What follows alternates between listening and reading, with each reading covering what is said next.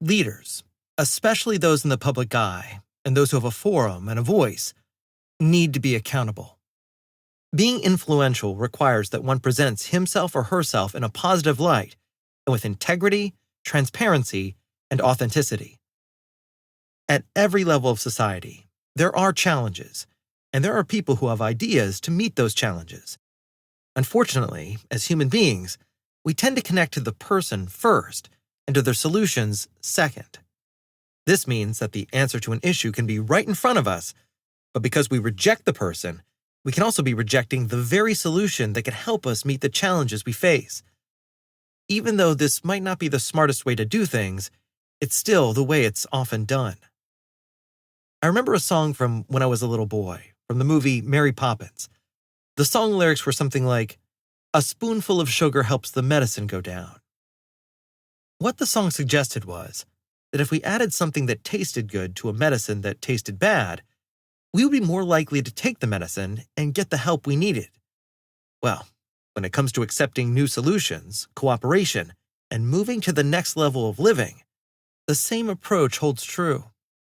Sometimes we need to add a little quote-unquote sugar to the change or idea being presented so that we can accept it a little easier. Please consider this concept as related to how we need civility in our world today. Civility is like medicine that can cure a lot of what ails us. However, incorporating civility into our daily lives requires hearing the truth and making changes, and each of these can be difficult to accept. The way we present the idea of civility, the tone, approach, timing, and words used, determines the softening or sweetening that we need to accept civility for living. For over 24 years, I've been practicing, learning, and teaching martial arts, personally and in a school that I own and operate. I had serious disagreements with my first business partner, who was also my instructor at one point in time. I had put up the bulk of the money to prepare the building for use. I had spent countless hours with other people preparing the space for occupancy. At the time, my business partner had a family and taught at a local college. He simply didn't have the extra financial resources nor the time to commit to the project.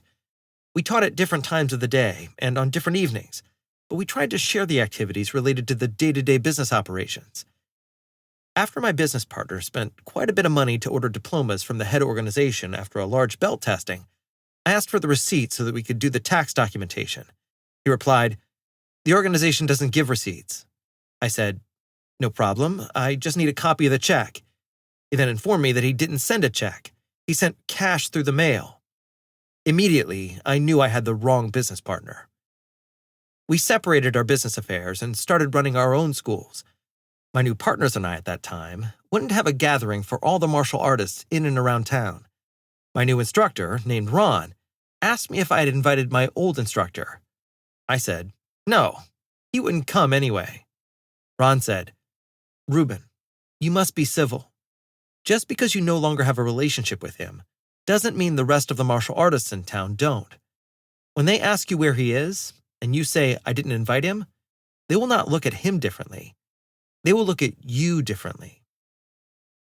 At that moment, I understood the concept of civility. Civility is doing the right thing because it is the right thing to do.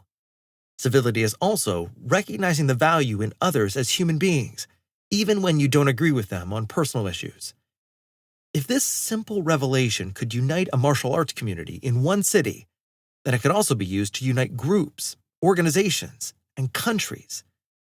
Let's look at how civility in leadership and public speaking can be the sugar that helps the medicine go down.